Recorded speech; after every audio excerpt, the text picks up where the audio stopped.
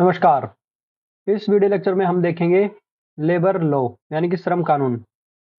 परिचय। श्रम कानून का तात्पर्य ऐसे कानून से है जिसमें कर्मचारियों के समान अधिकार, अवसर, सुरक्षा और वेतन सुनिश्चित करने संबंधित विधान हो। श्रम कानून विधायी जिम्मेदारियों और रोजगार के अधिकारों को विशेष रूप से नियोक्ता और कर्मचारियों के अधिकारों को विनिर्दिष्ट या निर्दिष्ट करता है। श्रम कानून श्रमिकों, रोजगार संस्थाओं, श्रम संघों और सरकार के बीच मध्यस्थता का कार्य करता है। अब इसमें परिभाषाएं हैं। श्रम कानून किसी भी व्यक्ति को श्रमिक के रूप में देखते हैं तथा उनकी समस्याओं का समाधान करते हैं। जब कोई व्यक्ति किसी व्यवसाय को अपनाता है तो उसके अंतर्गत जो समस्याएं उत्पन्न होती हैं उन्हें दूर करने के लिए जो अधिनियम बनाए जाते हैं उसे श्रम अधिनियम कहते हैं। अर्थात श्रम कानून श्रम समस्याओं को नियंत्रित या शोषण रोकने के उद्देश्य से पारित किए जाते हैं। Professor K. N.. वेद की पुस्तक है state and labour in India के अनुसार श्रम कानून किसी प्रतिष्ठान में कार्यरत श्रमिकों के वेतन, कार्यस्थिति, सामाजिक सुरक्षा, श्रमिक कल्याण, रोजगार तथा गैर रोजगार जैसे विषयों पर बनाए जाते हैं। श्रम कानून में तीन है। पहले औद्योगिक संबंध कानून, दूसरे हैं स्वास्थ्य सुरक्षा कल्याण कानून और तीसरे हैं रोजगार मानक। श्रम कानूनों का इतिहास। प्रारंभ में श्रमिकों की स्थिति दयनीय थी। नियोक्ता अपनी आवश्यकताओं की पूर्ति के लिए श्रमिकों को बंधुआ मजदूरी कराते थे। उनका शारीरिक और मानसिक और नैतिक शोषण भी किया जाता था। 19वीं शताब्दी में औद्योगिक क्रांति आने के बाद मजदूर संगठित होकर अपने अधिकारों की मांग करने लगे। ऐसी स्थिति में औद्योगिक विवाद और जैसे हड़ताल, धरना, घेराव, तालाबंदी, कार्यबंदी जैसी स्थिति उत्पन्न होने लगी, जिससे नियोक्ताओं को अत्यधिक नुकसान उठाना पड़ा और अंततः कुछ अधिनियम बनाए गए जो असफल रहे। अंतर्राष्ट्रीय श्रम संगठन का गठन वर्ष 1919 में वर्साई की संधि से हुआ। प्रथम विश्व युद्ध के उपरांत सर्वप्रथम अंतर्राष्ट्रीय श्रम संगठन के श्रमिकों की समस्याओं को अंतर्राष्ट्रीय स्तर पर उजागर किया गया। ब्रिटेन में व्हिटले कमीशन, जो पोस्ट वॉर रिकंस्ट्रक्शन कमेटी का एक उप आयोग था, जिसने विश्व में औद्योगिक परिषद स्थापित करने की अनुशंसा किया। इसका नाम था international federation of trade union (IFTU) के द्वारा बर्न यानी कि स्विट्जरलैंड में एक बैठक हुई जिसमें श्रमिकों के वेतन, श्रम संघ की संरक्षा के लिए श्रम कानून बनाने की अनुशंसा की गई तथा श्रमिकों की सांख्यिकी समस्या को अंतर्राष्ट्रीय श्रमिक कार्यालय इंटरनेशनल लेबर ऑफिस (ILO) द्वारा लेकर एक अंतर्राष्ट्रीय संसद की स्थापना कर संपूर्ण विश्व में श्रम कानून लागू किए जाने पर सहमति बनी। संयुक्त राज्य अमेरिका यानी USA द्वारा श्रम संबंधित कुछ विचार दिए गए।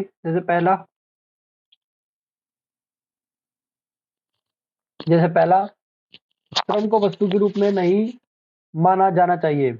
दूसरा, सभी श्रमिकों को जीवन यापन करने हेतु एक पर्याप्त मजदूरी का अधिकार होना चाहिए। तीसरा, महिलाओं को समान कार्य के लिए समान वेतन दिया जाए। चौथा, श्रमिक संरक्षा के लिए अभिव्यक्ति की आजादी, प्रेस, संघ इत्यादि होना चाहिए। प्रथम अंतर्राष्ट्रीय श्रमिक सम्मेलन का आरंभ 29 अक्टूबर 1919 को वाशिंगटन में हुआ, जिसमें निम्नलिखित 6 श्रमिक संबंधित विषयों पर चर्चा की गई। पहला, उद्योग में कार्य अवधि के घंटे। दूसरा, बेरोजगारी दर। तीसरा, मातृत्व सुरक्षा। चौथा, महिलाओं के रात्रि कार्य पर। चौथा, न्यूनतम मजदूरी पर। पांचवा, न्यूनतम। और छठा, युवाओं को उद्योग में रात्रि कार्य संबंधी। प्रसिद्ध समाजवादी फ्रेंच अल्बर्ट थॉमस अंतर्राष्ट्रीय श्रम सम्मेलन के प्रथम प्रबंध निदेशक यानी कि डायरेक्टर जनरल बनाए गए थे। श्रम कानून पारित होने के तात्कालिक कारण। पहला था औद्योगिक क्रांति। श्रम कानून औद्योगिक क्रांति का ही परिणाम है। प्रारंभ में श्रमिकों का शोषण, जैसे कि ज्यादा घंटे काम लेना, अस्वच्छ और अस्वस्थ वातावरण में बच्चों से काम लेना, कम से कम वेतन देना इत्यादि। लेकिन औद्योगिक क्रांति के बाद श्रमिकों ने संगठित होकर इसके विरुद्ध आवाज उठानी प्रारंभ कर दी। दूसरा तात्कालिक कारण, रूसो, J.S. मिल, कार्ल मार्क्स एवं रूस की क्रांति इत्यादि ने श्रम कानूनों को प्रभावित किया। तीसरा, विज्ञान और प्रौद्योगिकी। विज्ञान और प्रौद्योगिकी के विकास में विकसित और विकासशील देश एक दूसरे के संपर्क में आए तथा सभी ने एक साथ अपने अधिकारों की मांग की। चौथा, श्रम संगठन की स्थापना। श्रम संगठन के कारण श्रम कानूनों का विकास हुआ तथा श्रम संघ श्रमिकों के अधिकारों जैसे कि आय, कार्य के घंटे, महिला सुरक्षा, क्षतिपूर्ति, सामाजिक सुरक्षा आदि को सुरक्षित किया गया। पांचवा, राजनीतिक स्वतंत्रता और मताधिकार का विस्तार। मताधिकार, निर्वाचित प्रतिनिधित्व इत्यादि की श्रम विधान में महत्वपूर्ण भूमिका। छठा, मानवतावादी विचार का विकास तथा सामाजिक कल्याण और सामाजिक न्याय की अवधारणा। मानवतावादी विचार तथा श्रम सुधार में श्रम विधान को बहुत अधिक प्रभावित किया। सातवां, अंतर्राष्ट्रीय श्रम संगठन की स्थापना। अंतर्राष्ट्रीय श्रम संगठन ने संपूर्ण विश्व में एक महत्वपूर्ण भूमिका निभाई। श्रम कोई वस्तु नहीं है का सिद्धांत तथा गरीबी हर जगह समृद्धि को खतरे में डालती है का नारा देकर श्रम कानून को पूरे विश्व में प्रभावी किया। अंतर्राष्ट्रीय श्रम संगठन ने अपनी अभिसमय और सिफारिशों से भारतीय श्रम कानून को प्रभावित किया। भारत में श्रम कानून पारित होने के तात्कालिक कारण। पहला है उपनिवेशिक शासन व्यवस्था। लंदन में कार्यरत श्रमिकों की स्थिति भारतीय श्रमिकों से अच्छी थी, इसीलिए यहाँ भी अंग्रेजों ने श्रम कल्याण और सामाजिक सुरक्षा की मांग की अंग्रेजों से। अंततः लंदन जैसा श्रम विधान जैसे कि कर्मकार क्षतिपूर्ति अधिनियम 1923, श्रम संघ अधिनियम 1926, मजदूरी भुगतान अधिनियम 1936 पारित किया गया। दूसरा है राष्ट्रीय आंदोलन के लिए संघर्ष और भारतीय संविधान का अभिग्रहण। भारतीय श्रमिकों को राष्ट्रवादी नेताओं ने से अत्यधिक सहयोग मिला, जिसके कारण सुरक्षात्मक श्रम कानून बनाए गए। भारतीय श्रम संघ अधिनियम तथा रॉयल कमीशन की नियुक्ति स्वतंत्रता संघर्ष का परिणाम था। भारतीय नेताओं द्वारा श्रमिकों की सुरक्षा, कल्याण जैसे विषयों पर किया गया वादा स्वतंत्रता प्राप्ति के उपरांत पूरा किया गया। भारतीय संविधान की प्रस्तावना, मौलिक अधिकार और राज्य की नीति के निर्देशक तत्व में श्रम संबंधित अनेक प्रावधान जोड़े गए। भारतीय श्रम कानून का इतिहास। भारत में श्रम कानून ब्रिटिश उपनिवेशवाद का परिणाम था। प्रारंभ में अपने स्वयं के लिए तथा ब्रिटिश नियोजकों की संरक्षा के लिए कानून बनाए गए। लॉर्ड रिपन के समय प्रथम कारखाना अधिनियम 1881 अपनाया गया। इस अधिनियम का उद्देश्य अल्पायु श्रमिकों को संरक्षा एवं उनके लिए स्वास्थ्य सुरक्षा की व्यवस्था करना तथा इसके मुख्य प्रावधान निम्नलिखित हैं। यह उन कारखानों पर लागू था जहां श्रमिकों की संख्या कम से कम 100 थी। इस अधिनियम के तहत 7 वर्ष से कम आयु के बच्चों के काम करने पर प्रतिबंध था। 7 से 12 वर्ष के बच्चों के काम की करने की अवधि 9 घंटे निर्धारित थी। बाद के व्यापार विवाद अधिनियम 1929 द्वारा हड़ताल और तालेबंदी जैसी स्थितियों का निवारण किया गया, परंतु वह असफल रहा। स्वतंत्रता प्राप्ति के पश्चात त्रिपक्षीय सम्मेलन में श्रमिकों के पर्याप्त भुगतान और कार्य स्थिति पर बल दिया गया और बदले में श्रमिकों ने निरंतर उत्पादकता देने के सहयोग करने का वादा किया ताकि देश का आर्थिक विकास हो सके। बाद में औद्योगिक विवाद अधिनियम 1947 पारित हुआ और व्यापार विवाद अधिनियम 1929 का निरसन यानी कि रिपील कर दिया गया। श्रम कानून की आवश्यकता, need of labour law. Professor के एन वेद ने अपनी पुस्तक state and labour in India के अंतर्गत श्रम कानून को पारित करने के अनेक कारण बताए, जिसमें से कुछ निम्नलिखित हैं। पहला, प्रबंधकों द्वारा श्रमिकों के शोषणों को रोकना। दूसरा, श्रमिकों को संगठित करने हेतु। तीसरा, औद्योगिक क्रांति बनाए रखने हेतु। चौथा, राजनीतिक उद्देश्य हेतु सत्ता में बने रहने के लिए श्रम विधान बनाना। आईएलओ के अभिसमय एवं सिफारिश का समर्थन करने हेतु। कल्याणकारी राज्य हेतु। निरंतर बिना किसी विवाद के उत्पादकता प्राप्त करना। श्रमिकों के स्वास्थ्य, सुरक्षा, कल्याण हेतु। श्रम कानून के सिद्धांत। श्रम कानून के सिद्धांत में है, आर के दास ने अपनी पुस्तक principles and problems of labour legislation में 4 आधारभूत सिद्धांतों का उल्लेख किया है। पहला है सामाजिक न्याय, दूसरा है समाज कल्याण, तीसरा है राष्ट्रीय अर्थनीति, चौथा है अंतर्राष्ट्रीय एकता। सामाजिक न्याय में क्या है? देश के लोगों की रक्षा करना सरकार का कर्तव्य होता है ताकि सभी लोगों के साथ एक जैसा व्यवहार हो तथा सभी लोगों को समान रूप से अवसर प्रदान हो सकें। इन उद्देश्यों के आधार पर जो श्रम कानून पारित किया जाता है, उस सिद्धांत को सामाजिक न्याय का सिद्धांत कहा जाता है। उन्होंने सामाजिक न्याय के अंतर्गत 4 तत्वों जैसे कि दास प्रथा उन्मूलन, संघ बनाने की स्वतंत्रता, सामूहिक सौदेबाजी और औद्योगिक सुलह जैसे बिंदुओं को सम्मिलित किया। दूसरा है समाज कल्याण, सोशल वेलफेयर। इस सिद्धांत का मुख्य उद्देश्य उद्योग तथा देश के नियोजकों के साथ-साथ श्रमिकों के कल्याण संबंधित श्रम कानून पारित होने चाहिए, जैसे बाल श्रमिक कानून पारित कर बाल श्रम को रोकना, प्राथमिक शिक्षा की व्यवस्था तथा बच्चों के बचपन का पूर्ण विकास करना। महिला श्रमिकों के कल्याण संबंधित कानून, जैसे कि रात्रि में महिलाओं से कार्य नहीं करवाया जाना चाहिए, खतरनाक मशीनों पर महिलाओं की नियुक्ति नहीं करना, खान की जमीन के भीतर महिलाओं से कार्य नहीं लिया जाना चाहिए तथा महिलाओं की स्थिति सुदृढ़ करने के लिए प्रयास करना चाहिए।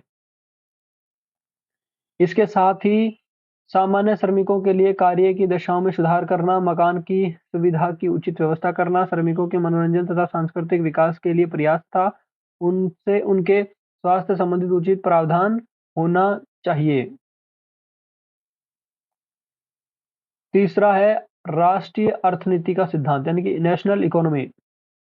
आर के दास के अनुसार श्रम कानून पारित करते समय केवल श्रमिकों और नियोजकों को ही ध्यान में नहीं रखना चाहिए, बल्कि श्रम कानून इस तरह से पारित किए जाएं जिससे देशी उद्योग उत्पादन आदि का हर संभव विकास हो सके। श्रम विधान के संदर्भ में राष्ट्रीय अर्थनीति के अंतर्गत उद्योग का विकास, कार्य की दशाओं का नियंत्रण, मजदूरी भुगतान का नियमन तथा सामाजिक बीमा महत्वपूर्ण है।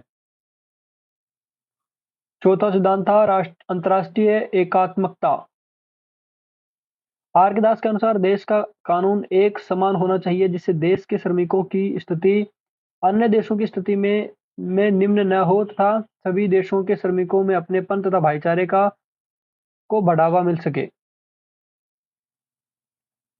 अंतर्राष्ट्रीय श्रम संगठन द्वारा पारित किए गए अभिसमों यानी कि कन्वेंशंस तथा सिफारिशों यानी कि रिकमेंडेशंस के माध्यम से अंतर्राष्ट्रीय एकात्मकता स्थापित होती है, जिसमें श्रम विधान बनाते समय इन अभिसमों तथा सिफारिशों को ध्यान में रखकर विश्व स्तर पर एक समान श्रम कानूनों की स्थापना की जाती है।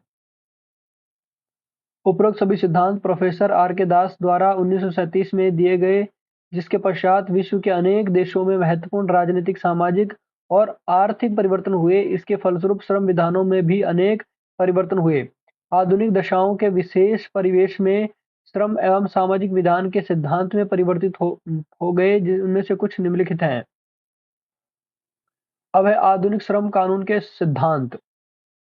पहला है संरक्षा, सामाजिक न्याय, नियमन, कल्याण, सामाजिक सुरक्षा, निवारण, आर्थिक विकास, अंतर्राष्ट्रीय दायित्व। संरक्षा का सिद्धांत, प्रिंसिपल ऑफ प्रोटेक्शन। इसके अनुसार श्रम एवं सामाजिक विधान का उद्देश्य ऐसे श्रमिकों और समाज के समूह को संरक्षा प्रदान करना है जिन्हें संरक्षा यानी कि प्रोटेक्शन की आवश्यकता तो है, पर वे स्वयं अपनी संरक्षा नहीं कर सकते। दूसरा है सामाजिक न्याय का सिद्धांत, प्रिंसिपल ऑफ सोशल जस्टिस। सामाजिक न्याय का सिद्धांत सामाजिक संबंधों में समानता यानी इक्विलिटी की स्थापना पर जोर देता है। यह सिद्धांत समानता के स्वीकृत मानकों के आधार पर मनुष्य और उनके समूह के बीच भेदभाव का अंत चाहता है। तीसरा है नियमन का सिद्धांत, प्रिंसिपल ऑफ रेगुलेशन।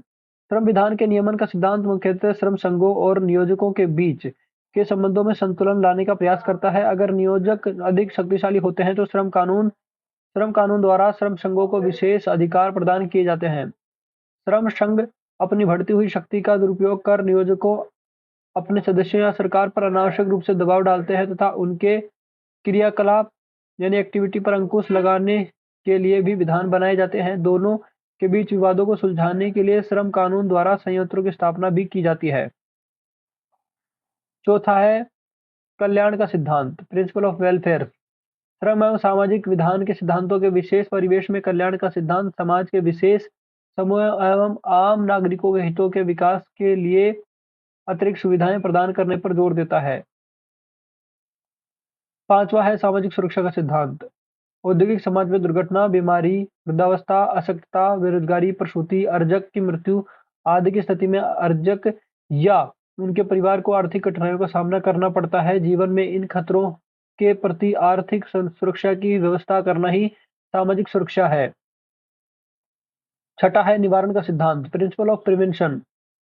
समाज में होने वाले परिवर्तन और विकास के साथ साथ मूल प्रणालियों, प्रथाओं, रीति रिवाजों, सामाजिक संस्थाओं और सामाजिक समूहों के पारस्परिक संबंध में परिवर्तन होते रहते हैं। परिवर्तन और विकास की इस प्रक्रिया में कुछ प्रथाएं सामाजिक प्रगति या मानवीय हितों के विकास में बाधक हो जाती है। इनमें समाज के कुछ समूहों के द्वारा शोषण को प्रोत्साहित करती है। इन सामाजिक कुप्रथाओं को रोकने के उद्देश्य से समय समय पर कानून बनाकर निवारण किया गया है। सातवां है आर्थिक विकास का सिद्धांत, प्रिंसिपल ऑफ इकोनॉमिक डेवलपमेंट। किसी भी देश की आर्थिक समृद्धि प्रति व्यक्ति आय, रहन सहन के स्तर इत्यादि मानकों से प्रदर्शित होती है। इसके लिए सरकार द्वारा योजनाबद्ध आर्थिक विकास कार्यक्रम अपनाए जाते हैं, जिसमें उद्योग, कृषि, परिवहन एवं संचार, सिंचाई, जनसंख्या की वृद्धि पर अंकुश, उत्पादन तथा उत्पादकता में वृद्धि तथा राष्ट्रीय आय के वितरण आदि सम्मिलित होते हैं। आठवां अंतर्राष्ट्रीय दायित्व का सिद्धांत, प्रिंसिपल ऑफ इंटरनेशनल ऑब्लिगेशन। अनेक श्रम अनेक श्रम और सामाजिक कानून अंतर्राष्ट्रीय दायित्वों को निभाने के लिए बनाए जाते हैं।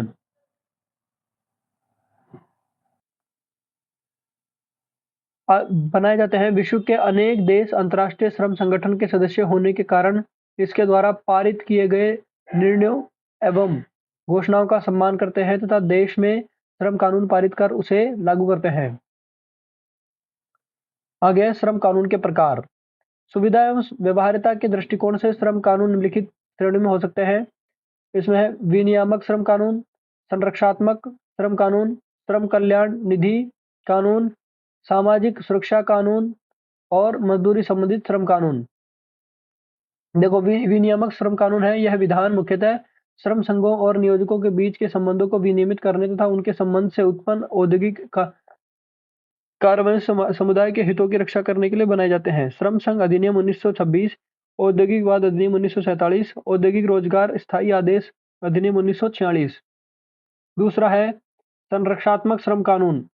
यह कानून श्रमिकों के ऐसे समूह या वर्गों को कार्यस्थल पर कार्य की दशा से संबंध संरक्षण प्रदान करता है। संरचनात्मक श्रम कानून के कुछ महत्वपूर्ण विषय हैं: कार्य के घंटों का नियमन, सुरक्षा की व्यवस्था, न्यूनतम मजदूरी का नियमन, मजदूरी की संरक्षा आदि। संरचनात्मक श्रम कानून के उदाहरण है कारखाना अधिनियम 1948, खदान अधिनियम 1952 और बागान श्रमिक अधिनियम 1951, दुकानों प्रतिष्ठान अधिनियम 1953। तीसरा है श्रम कल्याण निधि कानून।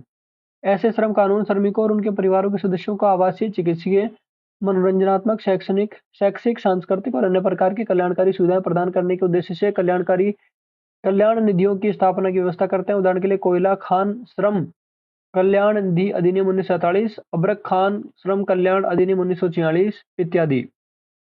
चौथे हैं सामाजिक सुरक्षा कानून।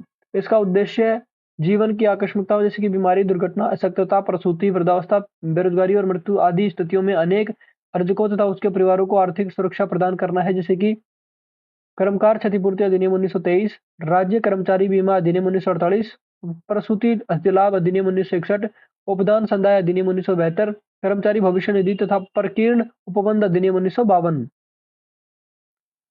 पांचवा है मजदूरी श्रम संबंधित श्रम कानून। ऐसे कानून जिनका संबंध श्रमिकों की आय से होता है। उदाहरण के लिए मजदूरी भुगतान अधिनियम 1936, न्यूनतम मजदूरी अधिनियम 1948, समान पारिश्रमिक अधिनियम 1976 आदि। अगला है भारतीय श्रम कानून का वर्गीकरण। श्रम कानून को निम्नलिखित दृष्टिकोण से वर्गीकृत किया जाता है। पहला, औद्योगिक संबंध संबंधित श्रम कानून, मजदूरी संबंधित श्रम कानून, कार्य के घंटों सेवा शर्तों से संबंधित श्रम कानून, महिलाओं की समानता और सशक्तिकरण से संबंधित श्रम कानून, समाज के निर्धन और वंचित वर्गों के लिए श्रम कानून, सामाजिक सुरक्षा संबंधित श्रम कानून। आगे औद्योगिक संबंध संबंधित श्रम कानून, श्रम संघ अधिनियम 1926, औद्योगिक वाद अधिनियम 1947, औद्योगिक नियोजन स्थायी आदेश अधिनियम 1946। फिर है मजदूरी संबंधित श्रम कानून, मजदूरी भुगतान अधिनियम 1936, न्यूनतम मजदूरी अधिनियम 1948, बोनस संदाय अधिनियम 1965। फिर है कार्य के घंटों सेवा शर्तों से संबंधित श्रम कानून, कारखाना अधिनियम 1948, बागान श्रमिक अधिनियम 1951, खदान अधिनियम 1952, बीड़ी और सिगार कर्मकार नियोजन की शर्तों अधिनियम 1966, ठेका श्रमिक विनियामक एवं उत्पादन अधिनियम 1970, मोटर परिवहन कर्मकार अधिनियम 1961, वाणिज्यिक पौध परिवहन अधिनियम 1958, विक्रय संवर्धन कर्मचारी सेवा शर्त अधिनियम 1976, डाक गोदी कर्मकार सुरक्षा स्वास्थ्य और कल्याण अधिनियम 1986, भवन और अन्य निर्माण कार्यक्रम कल्याण उपकर अधिनियम 1996, खतरनाक मशीन विनियमन अधिनियम 1983, डाक कारखाना नियोजन अधिनियम 1948, प्राइवेट सुरक्षा विनियमन अधिनियम 2005। चौथा है महिलाओं की समानता और सशक्तिकरण संबंधित श्रम कानून, मातृत्व हित लाभ अधिनियम 1961, समान पारिश्रमिक अधिनियम 1976। पांचवा है समाज के निर्धन और वंचित वर्गों के लिए श्रम कानून, बंधुआ श्रम पद्धति उत्साधन अधिनियम 1976, बाल श्रम प्रतिषेध एवं विनियमन अधिनियम 1986। सामाजिक सुरक्षा संबंधित श्रम कानून, कर्मकार क्षतिपूर्ति अधिनियम 1923, कर्मकार राज्य बीमा अधिनियम 1948, उपदान संदाय अधिनियम 1972, कर्मचारी भविष्य निधि तथा प्रकीर्ण अधिनियम 1952, घातक दुर्घटना अधिनियम 1855, सिनेमा कर्मकार कल्याण उपकर अधिनियम 1951। आगे है भारतीय संविधान में श्रम कानून संबंधित प्रावधान। भारतीय संविधान की प्रस्तावना मूल अधिकारों तथा राज्य के नीति निर्देशित तत्वों को ध्यान में रखते हुए श्रम विधान बनाए गए हैं जो निम्नलिखित हैं। प्रस्तावना में देखो, लोक कल्याणकारी राज्य और समाजवादी समाज। मूल अधिकारों में अनुच्छेद 14, 15, 16, 19, 20, 24 और 32 और डीपीएसपी यानी राज्य के नीति निर्देशित तत्वों में 38(1), 39(a), 39(e), 39(f), 41, 42, 43, 43(a). निर्धारित शक्तियों का विभाजन में है संघ सूची, समवर्ती सूची और राज्य सूची में। और श्रम कानून का प्रशासन 256, आर्टिकल 256, 257 और 258। सबसे पहले देखो मूल अधिकारों में क्या क्या है। भारतीय संविधान के मूल अधिकार का श्रम कानून से प्रत्यक्ष संबंध है। मूल अधिकार के अनुच्छेद जो श्रम कानून संबंधित है, पहला है समता का अधिकार, राइट टू इक्वलिटी। सार्वजनिक नियोजन या राज्य के अधीन पद पर नियुक्त नागरिकों को समान अवसर उपलब्ध होंगे। राज्य के अधीन नियोजन में धर्म, जाति, प्रजाति, लिंग, जन्म स्थान या निवास या इनमें से किसी भी आधार पर न तो कोई नागरिक अपात्र होगा और न ही उससे विभेद किया जाएगा। लेकिन समाज के कमजोर वर्गों के हितों की रक्षा के लिए राज्य की ओर से विशेष कदम उठाए जा सकते हैं। यह है अनुच्छेद 16।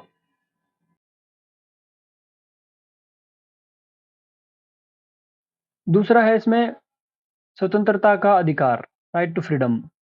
इसके अंतर्गत विचार अभिव्यक्ति की स्वतंत्रता, शांतिपूर्ण सम्मेलन करने की स्वतंत्रता, संगम या संघ बनाने की स्वतंत्रता तथा कोई वृत्ति या आजीविका व्यवसाय करने की स्वतंत्रता सम्मिलित है।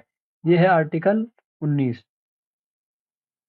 अगला है शोषण के विरुद्ध अधिकार। इसके अंतर्गत सभी प्रकार के बलात् श्रम यानी कि फोर्स लेबर तथा 14 वर्ष से कम उम्र के बालकों को कारखानों, खानों तथा अन्य परिसंकट में नियोजनों में लगाया जाना और व्यक्तियों के क्रय विक्रय को प्रतिषेध किया जाना, अनुच्छेद 23। दूसरा इसमें है राज्य की नीति के निर्देशक तत्व। राज्य की नीति के निर्देशक तत्व जो कि न्याय संगत नहीं है, मतलब न्यायालय में नहीं जा सकता उनके लिए, परंतु देश के शासन में मौलिक भूमिका निभाते हैं। राज्य इन सिद्धांतों को कानून बनाकर लोगों के कल्याण को बढ़ावा देकर तथा उनकी रक्षा करने का प्रयास करता है। श्रम से संबंधित सिद्धांतों में निम्नलिखित महत्वपूर्ण है। पहला है सरकार ऐसी सामाजिक व्यवस्था की प्रभावी रूप से स्थापना और संरक्षण करके लोक कल्याण को प्रोत्साहित करने का प्रयास करेगी, जिससे राष्ट्रीय जीवन के सभी क्षेत्रों में सामाजिक, आर्थिक तथा राजनीतिक न्याय का पालन सुनिश्चित हो, अनुच्छेद 38(1). दूसरा है सरकार ऐसी नीति का निर्देश करेगी जो सभी स्त्री पुरुषों को जीवन यापन के लिए यथोचित तथा समान अवसर दें, अनुच्छेद 39(1), 39(a). जो स्त्रियों और पुरुषों दोनों को समान कार्य करने के लिए समान वेतन की व्यवस्था करे, 39(d).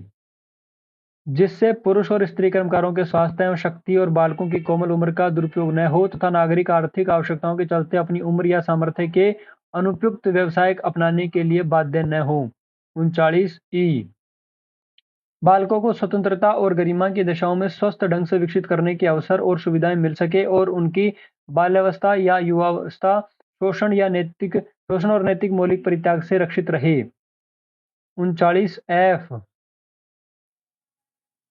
सरकार अपनी आर्थिक दक्षता और विकास की सीमाओं के अंतर्गत सबको काम और शिक्षा पाने का समान अवसर प्रदान करेगी और बेरोजगारी, बुढ़ापा, बीमारी, अशक्तता और या आवश्यकता की कमी पूर्ति के मामले में सभी को सार्वजनिक सहायता प्रभावी व्यवस्था करेगी। अनुच्छेद 41 सरकार कार्य की न्यायोचित एवं मानवीय दशाओं तथा प्रसूति राहत की व्यवस्था करेगी।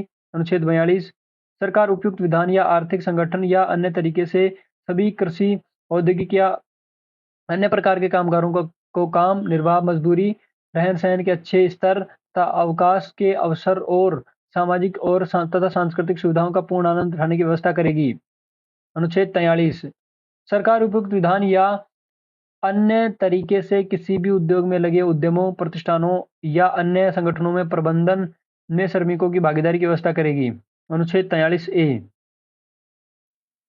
अगला है विधायी शक्तियों का विभाजन। संविधान के अनुच्छेद 246 और अनुसूची 7 में केंद्र और राज्य सरकारों के बीच विधायी शक्तियों के विभाजन संबंधित उपबंध है। विधान बनाने से संबंधित विषयों को 3 सूचियों में रखा गया है। पहला है संघ सूची यानी कि यूनियन लिस्ट। संघ सूची में उल्लेखित विषयों पर केवल संसद ही कानून बना सकती है, जैसे कि अंतर्राष्ट्रीय सम्मेलन, संघों और अन्य निकायों में सहभागिता तथा उनके निर्णयों का कार्यान्वयन, खानों या तेल क्षेत्रों में श्रम एवं सुरक्षा का नियमन, संघ कर्मचारियों से संबंधित औद्योगिक विवाद, संघ पेंशन, अंतरराज्यिक प्रवासन, मुख्य पत्तन, रेलवे, डाकतार और दूरभाषा, वायु तथा यातायात। दूसरी सूची है राज्य सूची यानी स्टेट लिस्ट। राज्य सूची के विषय केवल राज्य विधानमंडलों के अधिकार क्षेत्र में आते हैं, जैसे राज्य पेंशन वृत्ति, व्यापार, आजीविका तथा नियोजन पर कर, अशक्तों एवं अनियोजितों के लिए राहत। तीसरी है समवर्ती सूची। समवर्ती सूची में उल्लेखित विषयों पर संसद और राज्यों के विधानमंडल दोनों कानून बना सकते हैं। इसके कुछ विषय जैसे कि श्रम संघ, औद्योगिक और श्रम विवाद, सामाजिक सुरक्षा, सामाजिक बीमा, नियोजन और अनियोजन, श्रम कल्याण जैसे जिसमें कार्य की दशाएं और नियोजकों के दायित्व, कर्मकार क्षतिपूर्ति, अशक्तता एवं वार्धक्य पेंशन तथा प्रसूति हितलाभ सम्मिलित हैं। श्रमिकों का व्यवसाय और प्रौद्योगिकी प्रशिक्षण, कारखाना, बालियर, विद्युत जांच और सांख्यिकी। चौथा और अंतिम है श्रम कानून का प्रशासन। संविधान के अनुच्छेद 256 और 257 के अधीन केंद्र सरकार को संसद द्वारा बनाए गए कानूनों के अनुपालन के संबंध में आवश्यक निर्देश देने की शक्ति दी गई है। अनुच्छेद 258 के अधीन संसद द्वारा बनाए गए नए कानूनों के संबंध में केंद्र सरकार राज्य सरकारों को अधिकार दे सकती है। आगे है इसमें श्रम संबंधित संगठन। श्रम संबंधित संगठन कौन कौन से हैं उनको देखते हैं। Organisations related to labour. पहला है इसमें देखो अंतर्राष्ट्रीय श्रम संगठन, इंटरनेशनल लेबर ऑर्गेनाइजेशन। अंतर्राष्ट्रीय श्रम संगठन संयुक्त राष्ट्र संघ यानी कि यूएन की एक विशेष संस्था है। ये स्टेटमेंट में आ सकता है कि है कि नहीं, तो याद रखना विशेष संस्था है। प्रथम विश्व युद्ध के पश्चात श्रम समस्याओं को सुलझाने के लिए तथा श्रमिकों का कल्याण करने हेतु एक विश्व स्तरीय संस्था बनाने की मांग की गई, जिसके उपरांत 19 अप्रैल 1919 को वर्साई की संधि में अंतर्राष्ट्रीय श्रम संघ की स्थापना की गई, जो कि वर्ष 1946 में संयुक्त राष्ट्र संघ की एक विशेष संस्था के रूप में सम्मिलित की गई, जिसका मुख्यालय जेनेवा में स्थित है। भारत अंतर्राष्ट्रीय श्रम संगठन का संस्थापक सदस्य है। वह वर्ष 1922 में अंतर्राष्ट्रीय श्रम संगठन के संचालन निकाय का स्थायी सदस्य भी है। अंतर्राष्ट्रीय श्रम संगठन संयुक्त राष्ट्र संघ की एकमात्र त्रिपक्षीय संस्था है जो श्रम मानक निर्धारित करने, नीतियों को विकसित करने एवं सभी महिलाओं तथा पुरुषों के लिए कार्य को बढ़ावा देने वाले कार्यक्रम तैयार करने हेतु 187 देशों की सरकारों, नियोक्ताओं और श्रमिकों को एक साथ लाता है। अंतर्राष्ट्रीय श्रम संगठन के उद्देश्य। अंतर्राष्ट्रीय श्रम संगठन का मुख्य उद्देश्य वैश्विक और स्थायी शांति हेतु सामाजिक न्याय को स्थापित करना है, जिसके लिए आर्थिक असमानताओं को खत्म करना आवश्यक है। यह श्रमिकों के शोषण को रोककर उनकी कार्यदशाओं को बेहतर बनाकर उनके लिए कल्याणकारी कार्य करके जीवन स्तर को उच्च बनाने से संभव हो सकता है। अंतर्राष्ट्रीय श्रम संगठन पहला शोषण के विरुद्ध सुरक्षा, दूसरा है बेहतर कार्य दवाओं या कल्याण और स्वास्थ्य प्रदान करना, तीसरा काम है इसका उच्च स्तरीय जीवन। इन आधारों पर अंतर्राष्ट्रीय श्रम संगठन के मुख्य उद्देश्य देखो, पहला है किसी भी देश के श्रमिकों से एक दिन में 8 घंटे से अधिक और एक सप्ताह में 48 घंटे से अधिक कार्य नहीं लिया जाना चाहिए। अगला है श्रमिकों को सप्ताह में एक दिन की छुट्टी प्रदान की जानी चाहिए। महिलाओं और बच्चों के कल्याण संबंधित कदम उठाया जाना चाहिए। किसी भी देश में देशी और विदेशी श्रमिकों के साथ एक जैसा व्यवहार किया जाना चाहिए। उनके हितों की सुरक्षा बिना किसी भेदभाव की जानी चाहिए। पर्याप्त निर्वाह मजदूरी की व्यवस्था करने का प्रयास करना चाहिए। प्रत्येक देश के श्रमिकों के स्वास्थ्य, सुरक्षा तथा कल्याण के लिए समुचित कदम उठाना चाहिए। प्रत्येक देश में श्रमिकों के लिए समुचित सामाजिक सुरक्षा की व्यवस्था होनी चाहिए। बाल श्रम को खत्म कर देना चाहिए और युवा व्यक्तियों के श्रम पर ऐसे प्रतिबंध लगाए जाएं जिससे उनकी शिक्षा जारी रह सके तथा उनका समुचित शारीरिक विकास हो सके। पुरुषों और महिलाओं को समान कार्य के लिए समान पारिश्रमिक प्राप्त हो, ऐसा प्रावधान होना चाहिए। बेरोजगारी को दूर करने की दृष्टि से कार्य करना चाहिए। अगला है इसमें फिलाडेल्फिया का घोषणा पत्र 1944, डिक्लेरेशन ऑफ फिलाडेल्फिया 1944। द्वितीय विश्व युद्ध प्रारंभ होने से अंतर्राष्ट्रीय श्रम संगठन के क्रियाकलापों पर प्रतिकूल प्रभाव देखने को मिला, लेकिन युद्ध समाप्ति के तुरंत बाद वर्ष 1944 में फिलाडेल्फिया में अंतर्राष्ट्रीय श्रम सम्मेलन के एक अधिवेशन में अंतर्राष्ट्रीय श्रम संगठन के उद्देश्यों को घोषणा पत्र के रूप में परिभाषित किया गया। इस घोषणा पत्र को फिलाडेल्फिया घोषणा पत्र के नाम से जानते हैं। इसके अंतर्गत निम्नलिखित विषयों पर विशेष बल दिया गया है। सभी लोगों को प्रजाति, संप्रदाय या लिंग के भेदभाव के बिना स्वतंत्रता और गरिमा और तथा आर्थिक सुरक्षा एवं समान अवसर की दशाओं में अपने भौतिक और आध्यात्मिक विकास में लगे रहने का अधिकार है। उपयुक्त अधिकारों को संभव बनाने के लिए उचित दशाओं का निर्माण राष्ट्रीय और अंतर्राष्ट्रीय नीति का प्रधान लक्ष्य होना चाहिए। सभी राष्ट्रीय और अंतर्राष्ट्रीय नीतियों एवं कार्यक्रमों विशेषकर आर्थिक एवं वित्तीय प्रकृति के कार्यक्रमों को इसी दृष्टि से देखने की आवश्यकता है।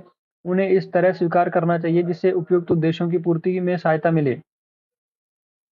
सभी अंतर्राष्ट्रीय आर्थिक एवं वित्तीय नीतियों का परीक्षण करना और उन पर विचार विमर्श अंतर्राष्ट्रीय श्रम संगठन का दायित्व है। संगठन अपने कार्यों को संपन्न करने के लिए अपने निर्णय और सिफारिशों में किसी भी उपयुक्त विषय को शामिल कर सकता है। इसी सम्मेलन में अंतर्राष्ट्रीय श्रम संगठन के इस दायित्व को भी दोहराया गया। वह विश्व के भिन्न भिन्न राष्ट्रों में ऐसे कार्यक्रम चलाएगा जिससे निम्नलिखित उद्देश्यों की पूर्ति हो सके। इसमें पहला है पूर्ण रोजगार की उपलब्धि और जीवन स्तरों को ऊंचा बनाना। दूसरा है कर्मकारों का ऐसे व्यवसायों में नियोजन के लिए प्रयास जिनमें उनके कौशल एवं उपलब्धियों का अत्यधिक उपयोग करने की संतुष्टि मिल सके और वे जन कल्याण में अधिक योगदान दे सकें। तीसरा, उपयुक्त उद्देश्यों की पूर्ति के लिए प्रशिक्षण और श्रमिकों को समुचित स्थानांतरण की व्यवस्था के लिए प्रयास करना, जिसमें नियोजन और बसने के लिए प्रवासन के प्रयास भी सम्मिलित हैं। चौथा, मजदूरी, आय, कार्य के घंटों तथा कार्य की अन्य दशाओं से संबंध नीति के लिए प्रयास करना, जिससे सभी को प्रगति के फल का उचित हिस्सा मिल सके। पांचवा, सभी जरूरतमंद नियोजित लोगों के लिए न्यूनतम निर्वाह मजदूरी की व्यवस्था के लिए प्रयास। छठा, सामूहिक सोझवादी के अधिकार की मान्यता, उत्पादन क्षमता में निरंतर सुधार के लिए श्रम और प्रबंधन के बीच सहयोग को प्रोत्साहन तथा सामाजिक एवं आर्थिक कार्यक्रमों में श्रमिकों और नियोजकों के बीच सहयोग के लिए प्रयास करना। सातवां, सभी जरूरतमंद लोगों को एक न्यूनतम आय सुनिश्चित करने के लिए सामाजिक सुरक्षा और व्यापक चिकित्सकीय सुविधा की व्यवस्था के लिए प्रयास। आठवां, सभी व्यवसायों में श्रमिकों के जीवन और स्वास्थ्य की पर्याप्त संरक्षा करना। नौवां, बाल कल्याण और प्रसूति हित लाभ की व्यवस्था करना। 10वां, पर्याप्त पोषाहार, आवासीय, मनोरंजनात्मक तथा सांस्कृतिक सुविधाओं की व्यवस्था के लिए प्रयास करना। 11वां, शैक्षणिक और व्यावसायिक अवसरों में समानता के लिए प्रयास करना। अंतर्राष्ट्रीय श्रम संगठन के मौलिक सिद्धांत। अंतर्राष्ट्रीय श्रम सम्मेलन के फिलाडेल्फिया अधिवेशन 1944 में अंतर्राष्ट्रीय श्रम संगठन के मौलिक सिद्धांतों की पुष्टि की गई है, जो इस प्रकार हैं। पहला है, अंतर्राष्ट्रीय श्रम संगठन के मौलिक सिद्धांतों में श्रमिक कोई वस्तु नहीं है। दूसरा है, दीर्घकालिक प्रगति के लिए अभिव्यक्ति और संगठन की स्वतंत्रता आवश्यक है। तीसरा, निर्धनता कहीं भी सर्वत्र प्रगति के लिए बाधक होती है। और चौथा है, अभाव के विरुद्ध युद्ध को अथक शक्ति से प्रत्येक देश में तथा सम्मिलित अंतर्राष्ट्रीय प्रयासों द्वारा चलाना आवश्यक है। सदस्यता और संरचना। सदस्यता में है, अंतर्राष्ट्रीय श्रम संगठन के सदस्य वे राज्य होते हैं जो संयुक्त राष्ट्र के सदस्य हैं। राज्य यहाँ पर राज्य शब्द का मतलब है स्टेट्स, मतलब देश। व्यक्ति या संगठन इसके सदस्य नहीं होते हैं, याद रखना, इंपॉर्टेंट लाइन है, स्टेटमेंट में पूछ सकता है। भारत अंतर्राष्ट्रीय श्रम संगठन का प्रारंभ से ही सदस्य रहा है, ये भी इंपॉर्टेंट है। अंतर्राष्ट्रीय श्रम संगठन की संरचना के बारे में बात करें तो इसमें देखो क्या क्या है, 3 बॉडी है इसमें। पहला है अंतर्राष्ट्रीय श्रम सम्मेलन, इंटरनेशनल लेबर कॉन्फ्रेंस। दूसरा इसमें शासी निकाय यानी कि गवर्निंग बॉडी, और तीसरा है इसमें अंतर्राष्ट्रीय श्रम कार्यालय यानी कि इंटरनेशनल लेबर ऑफिस। पहला पार्ट देखो इसका, अंतर्राष्ट्रीय श्रम सम्मेलन क्या करता है, देखो यह अंतर्राष्ट्रीय श्रम संगठन का सबसे महत्वपूर्ण सर्वोच्च अंग है जो इसकी संसद के रूप में कार्य करता है। संसद, प्रत्येक सदस्य देश इस सम्मेलन में भाग लेने के लिए 4 प्रतिनिधि भेजते हैं, जिनमें 2 सरकार के प्रतिनिधि, 1 नियोजक का प्रतिनिधि और 1 श्रमिक का प्रतिनिधि होता है। क्रियाकलाप, अंतर्राष्ट्रीय श्रम सम्मेलन की अध्यक्षता अंतर्राष्ट्रीय श्रम संगठन के डायरेक्टर जनरल के द्वारा किया जाता है, जो 5 वर्ष के लिए चुने जाते हैं। इस सम्मेलन के श्रमिकों के भिन्न भिन्न पहलुओं पर विचार विमर्श किया जाता है, जैसे वेतन, भत्ता, सुरक्षा, सामाजिक सुरक्षा, कल्याण, स्वास्थ्य इत्यादि। विचार विमर्श के बाद मतदान द्वारा अभिशमयों यानी कि कन्वेंशन या सिफारिशों के रूप में निर्णय लिया जाता है। अंतर्राष्ट्रीय श्रम सम्मेलन ही प्रशासकीय निकाय तथा अंतर्राष्ट्रीय श्रम कार्यालय को निर्देश देता है और उनके कार्यों का पर्यवेक्षण करता है। श्रम सम्मेलन सम्मेलन श्रम एवं सामाजिक विषयों पर विश्व संसद की तरह काम करता है और उन पर निर्णय लेता है। दूसरा इसमें शासी निकाय यानी कि गवर्निंग बॉडी। शासी निकाय अंतर्राष्ट्रीय श्रम संगठन की कार्यकारिणी के रूप में कार्य करता है। इसके सदस्य अंतर्राष्ट्रीय श्रम सम्मेलन द्वारा निर्वाचित होते हैं।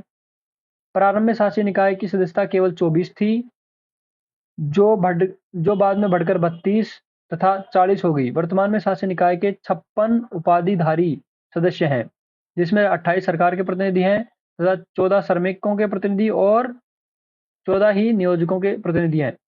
देखो शासी निकाय है, कार्यकारिणी की तरह काम करता है। सरकार के 28 प्रतिनिधि, नियोजकों के 14 प्रतिनिधि और श्रमिकों के भी 14 प्रतिनिधि। भारत प्रारंभ से ही शासी निकाय का सदस्य रहा है। इसके संचालन के लिए एक अध्यक्ष और 2 उपाध्यक्ष चुने जाते हैं। शासी निकाय का कार्यकाल 3 वर्षों के लिए होता है। शासी निकाय उस समय सभी महत्वपूर्ण निर्णय लेता है जब अंतर्राष्ट्रीय श्रम सम्मेलन की बैठक नहीं हो रही हो।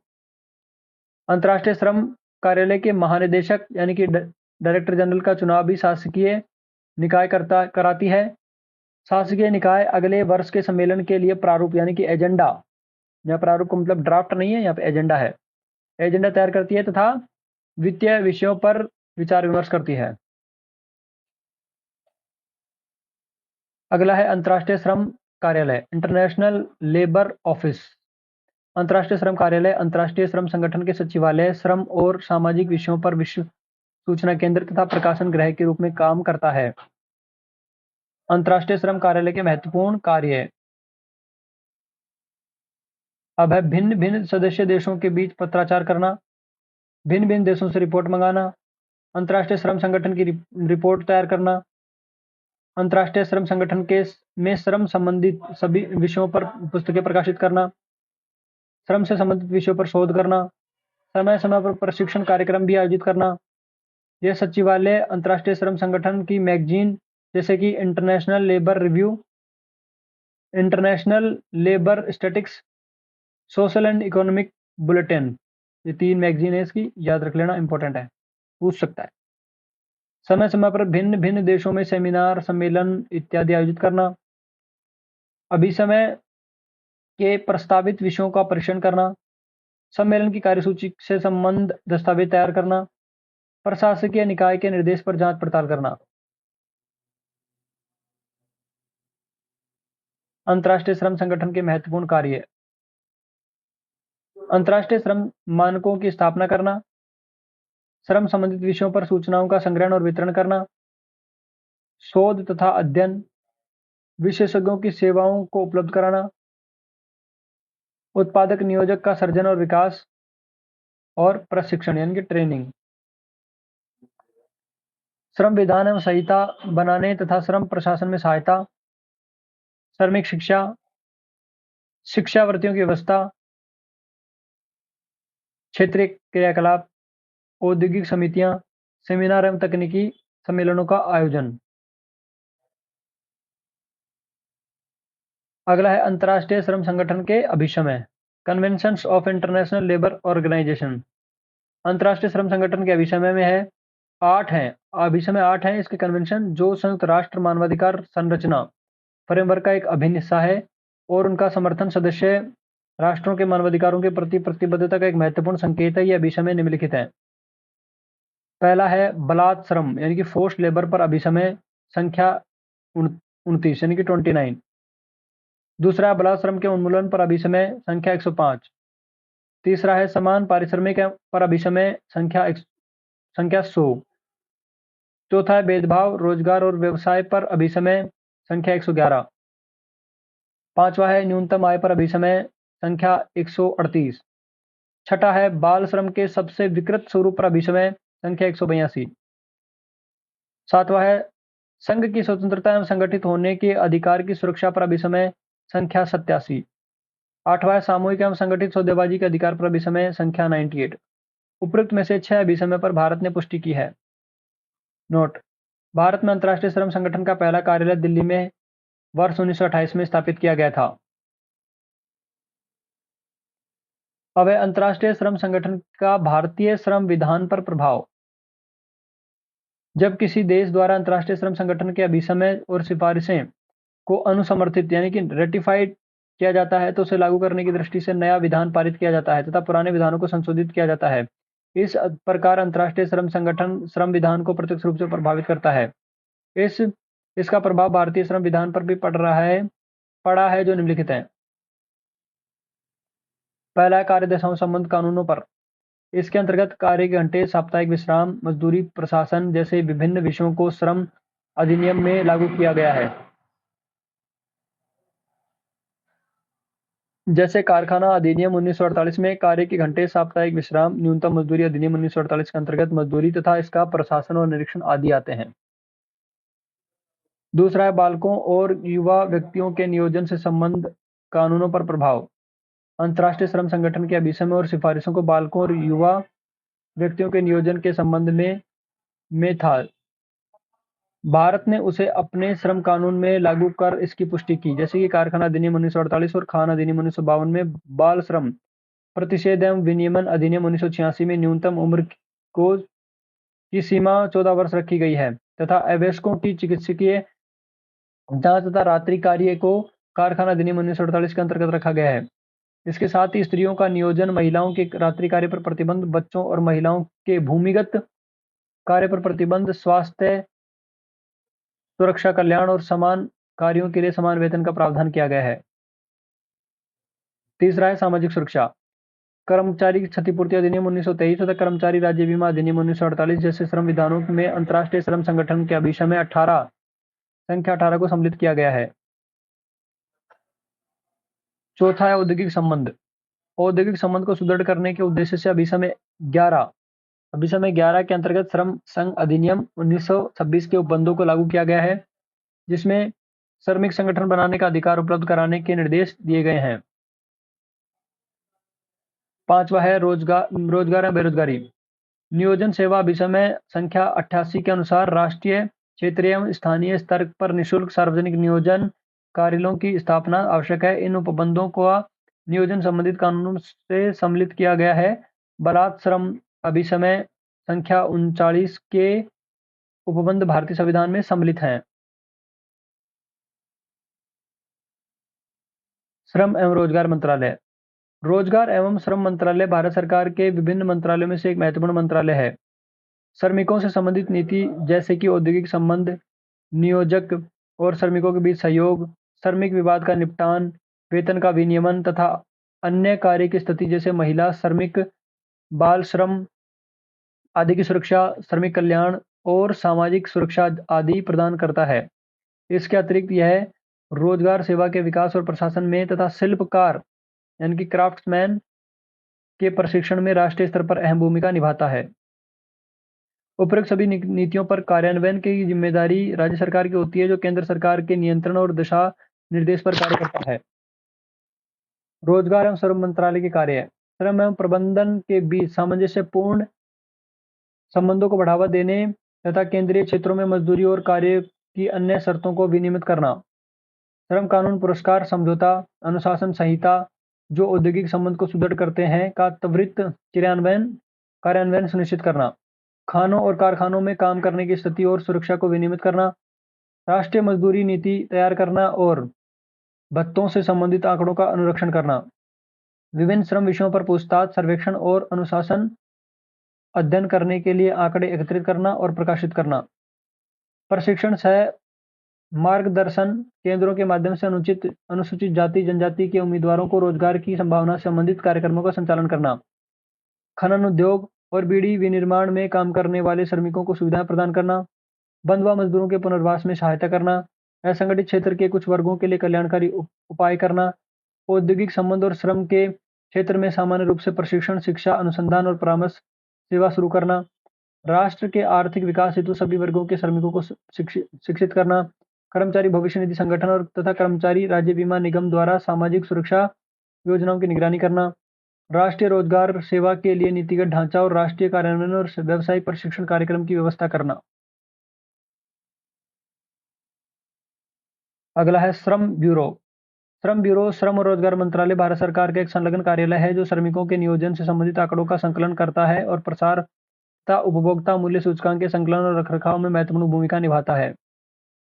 यह श्रम संबंधित अध्ययन और सर्वेक्षण के साथ साथ कई केंद्रीय और राज्य एजेंसियों को भी आवश्यक सहायता प्रदान करता है तथा श्रम संबंधित नियमित और अनियमित प्रकाशन करता है। लेबर ब्यूरो की महत्वपूर्ण योजना और गैर योजना कार्य। औद्योगिक श्रमिक ग्रामीण श्रमिक तथा कृषि श्रमिक के उपभोक्ता मूल्य सूचकांक का संकलन और संरक्षण करता है। ये इंपॉर्टेंट है, लेबर ब्यूरो के कार्य में आएगा। श्रम संबंधित कानूनों की समीक्षा करता है। श्रमिकों की कार्य स्थिति और रहने की स्थिति के विभिन्न पहलुओं को अध्ययन की दृष्टि से सर्वेक्षण करता है। श्रम सांख्यिकी की प्रतिक्रिया और गुणवत्ता में सुधार के लिए प्रशिक्षण प्रदान करता है। यह श्रम संबंधित प्रकाशन जैसे कि भारतीय श्रम जर्नल यानी कि मासिक होता है एक, और भारतीय श्रम सांख्यिकी ये वार्षिक आता है। भारतीय श्रम वर्ष पुस्तक ये वार्षिक होता है करता है तथा श्रम अधिनियम वार्षिक होता है संबंधित सर्वेक्षण रिपोर्ट का प्रकाशन करता है।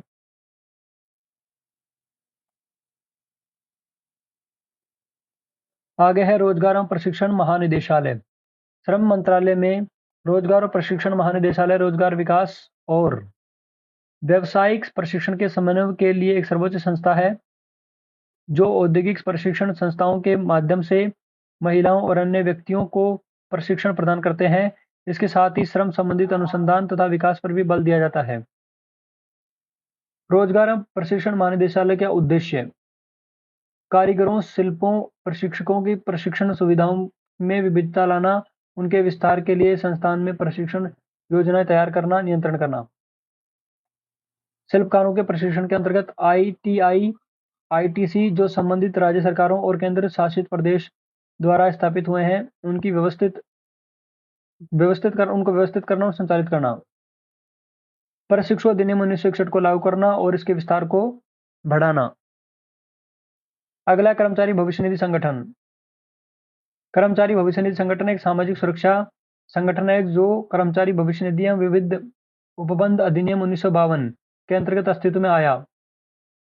यह उद्योग तथा प्रतिष्ठानों में कार्यरत श्रमिकों को भविष्य निधि पेंशन फंड और लिंक्ड बीमा फंड प्रदान करता है। कर्मचारी भविष्य निधि संगठन की स्थापना का मुख्य उद्देश्य अधिनियम के अंतर्गत निम्नलिखित 3 योजनाओं को शासित करना है जो क्रमशः निम्नलिखित हैं। पहली है कर्मचारी भविष्य निधि योजना 1952, दूसरी है कर्मचारी पेंशन योजना 1995, तीसरी है कर्मचारी डिपॉजिट लिंक बीमा योजना 1976। ये तीनों योजनाएं श्रमिक वर्ग को मौद्रिक लाभ यानी कि मॉनेटरी बेनिफिट प्रदान करने के उद्देश्य से तैयार की गई है। संचित भविष्य निधि के माध्यम से सेवानिवृत्ति के समय पेंशन लाभ तथा मृत्यु की स्थिति में कर्मचारियों के परिवार के सदस्यों को कवर किया जाता है। अगला है मुख्य श्रम आयुक्त चीफ लेबर कमिश्नर। शाही श्रम आयोग की सिफारिशों पर मुख्य श्रम आयुक्त का गठन, जिसे केंद्रीय औद्योगिक संबंध मशीनरी भी कहते हैं, अप्रैल 1945 को हुआ। इसका मुख्य कार्य औद्योगिक विवाद का निपटान और श्रम कानूनों का क्रियान्वयन था।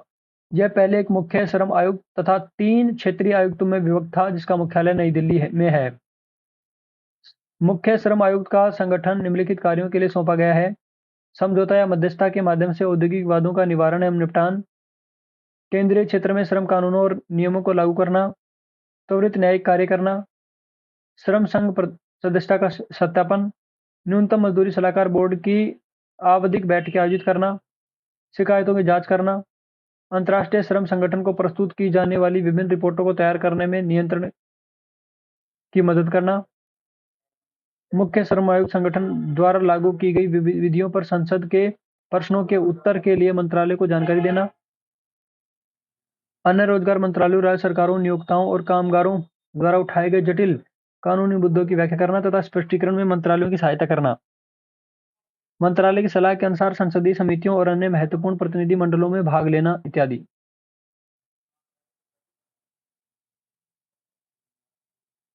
अगला है कर्मचारी राज्य बीमा योजना। कर्मचारी राज्य बीमा योजना एक प्रकार की सामाजिक सुरक्षा योजना है, जिसके अंतर्गत श्रमिकों को और उनके आश्रितों को सामाजिक आर्थिक सुरक्षा प्रदान की जाती है। इस योजना के दौरान बीमित व्यक्ति को चिकित्सा देखभाल, नगद लाभ प्रदान किया जाता है। बीमित व्यक्ति की मृत्यु की स्थिति में आश्रितों को आश्रित लाभ का भुगतान तथा अंतिम संस्कार का खर्चा दिया जाता है तथा बीमित व्यक्ति के परिवार के सदस्यों को अस्पताल भर्ती और चिकित्सा सुविधा प्रदान की जाती है। कर्मचारी राज्य बीमा योजना को नियोक्ताओं और कर्मचारियों द्वारा वित्त पोषित किया जाता है। नियोक्ता श्रमिकों की वेतन का 4.75% की दर से अंशदान करते हैं तथा श्रमिक अपने वेतन का 1.75% अंशदान करते हैं। जो श्रमिक प्रतिदिन 100 रुपए की मजदूरी अर्जित करते हैं, उन्हें छूट दी गई है। चिकित्सकीय खर्च को श्रमिक और राज्य बीमा निगम और राज्य सरकारों 7:1 के अनुपात में वहन करते हैं तथा निगम केंद्र सरकार से कोई वित्तीय सहायता प्राप्त नहीं करता है।